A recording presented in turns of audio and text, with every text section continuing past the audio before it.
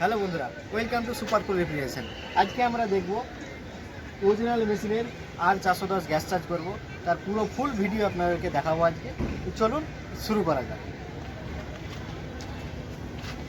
প্রথমে আমরা সেকশন লাইনের ভাল্ব খুলে নিলাম।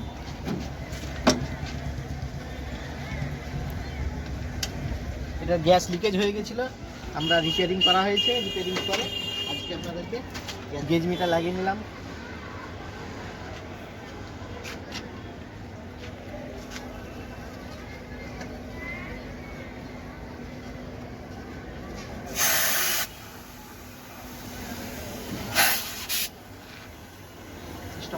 প্রেসার দিয়েছিলাম, প্রেসার একদম অ্যাকুরেট 300 প্রেসার দেওয়া হয়েছিল।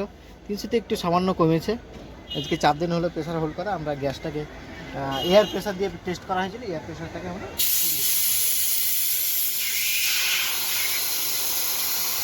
স্টার্ট, প্রেসার আমাদের রিলিজ হয়ে গেছে, দেখতে পাচ্ছেন। এবার আমরা ভ্যাকুমে লাগাবো। ভ্যাকুম করার সময় আপনারা সবসময় দেখে নেবেন আপনাদের চার্জিং পাইপের রবারগুলো যেমন নতুন হয়ে থাকে। যদি পাইপ পুরনো থাকে তাহলে ভ্যাকুমটা ঠিকঠাক হবে, প্রপার ভ্যাকুম হবে না।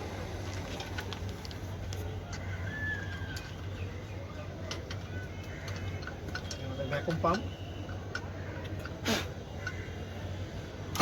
অন করে দিলাম, ভ্যাকুম হচ্ছে, দেখতে পাচ্ছেন। ভ্যাকুম শুরু হয়ে গেল। এখন আমরা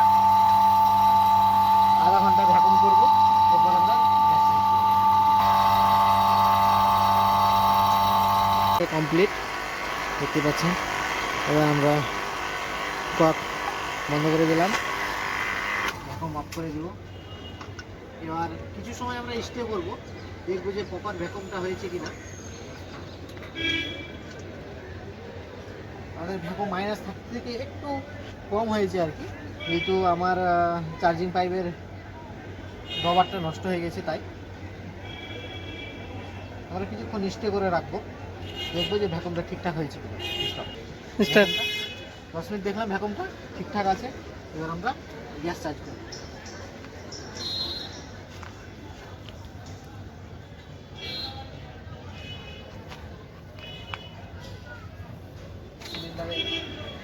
চার্জিং পাইপ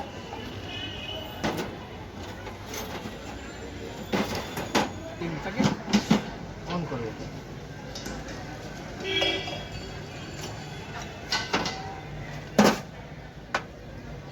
সিলিন্ডার আমরা উল্টে দিয়েছি। এখানে আমরা পাইপের এয়ারটাকে একটু ঢিল দিয়ে বার করে দেব।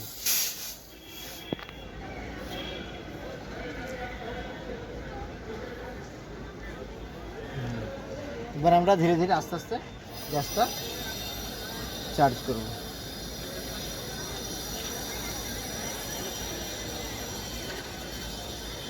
এখন যেহেতু মেশিন বন্ধ আছে, ওই জন্য আমরা আস্তে আস্তে গ্যাসটা দিয়ে দেবো। ম্যানুয়াল চার্জ করছি। মেশিনটা অন করার পরে আমরা অটো চার্জ করব। দেখতে পাচ্ছেন গ্যাস যাচ্ছে।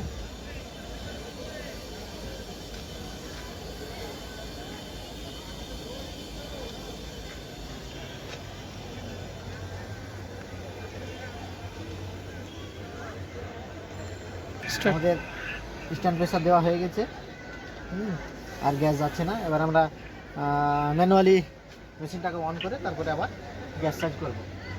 আর যারা আমার ভিডিও দেখছেন তারা অবশ্যই জানাবেন যে R410-এর স্ট্যান্ড প্রেসার এবং ব্যাক প্রেসার কত থাকে। দেখা ব্যাক প্রেসার দেখা, অ্যাম্পিয়ার এখন নিচ্ছে 5.6, আর ব্যাক প্রেসার এখনও 40 দেখাচ্ছে। একটু ওয়েট করার পরে আমরা ধীরে ধীরে আবার গ্যাসটা রিলিজ করব।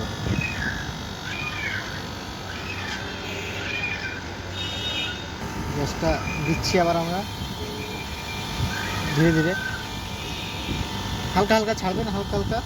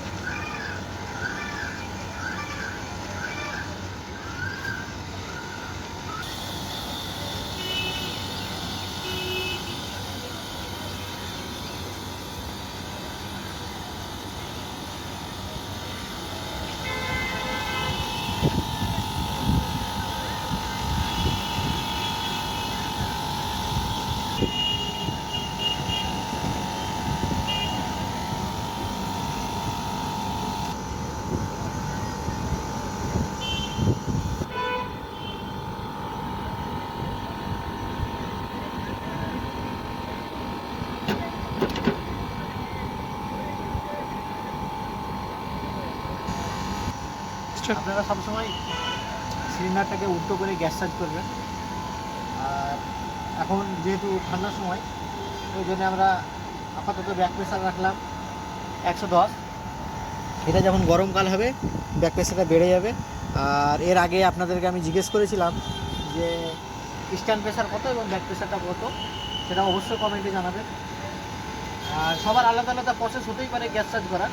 এটা আমার প্রসেস যদি ভালো লাগে তাহলে আপনারা আমার প্রসেসে গ্যাস চার্জ করতে পারেন, অথবা আরও অনেক প্রসেস আছে, সেই প্রসেসে আপনারা গ্যাস চার্জ করতে পারেন। ব্যাক প্রেসার এখন 110 রেখেছি, আর আমাদের অ্যাম্পিয়ার এখন 7.9 চলে এসছে। এটার ম্যাক্সিমাম অ্যাম্পিয়ার আছে 9, কিন্তু ব্যাক প্রেসারটা বাড়লে অ্যাম্পিয়ারটা ঠিকঠাক চলে আসবে। এই ভিডিও, পরের ভিডিওতে দেখা হচ্ছে। Tata, bye bye. আমাদের প্রেসার 110 রাখলাম, আর আমাদের হিটার এখন চলে এসছে 7.8.1। এটার ম্যাক্সিমাম অ্যাম্পিয়ার আছে 9। এবার হচ্ছে আমরা সিলিন্ডারের ভালভটাকে আগে বন্ধ করব।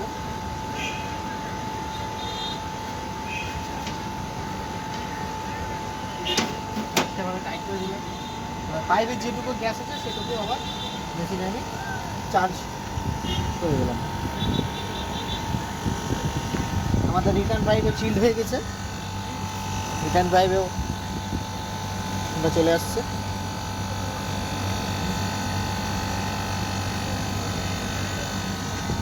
আমার প্রসেসে যদি গ্যাস চার্জ করতে ইচ্ছে হয়, তাহলে আরও ভিডিও যদি পেতে ইচ্ছে হয়, সবাই আলাদা আলাদা প্রসেসে গ্যাস চার্জিং করে। এটা আমার প্রসেস যদি আপনাদের ভালো লাগে তাহলে অবশ্যই চ্যানেলটিকে সাবস্ক্রাইব এবং ফলো করবেন, লাইক শেয়ার বাটন অবশ্যই প্রেস করবেন। আর আরও অন্যান্যরাও অনেকভাবে গ্যাস চার্জ করতে পারে, আমার প্রসেস এটা, ঠিক আছে? তো আরও অন্য ভিডিও দেখার জন্য এই চ্যানেলটার সঙ্গে থাকুন। আসছি পরের ভিডিওতে, দেখা হচ্ছে। Tata, bye bye.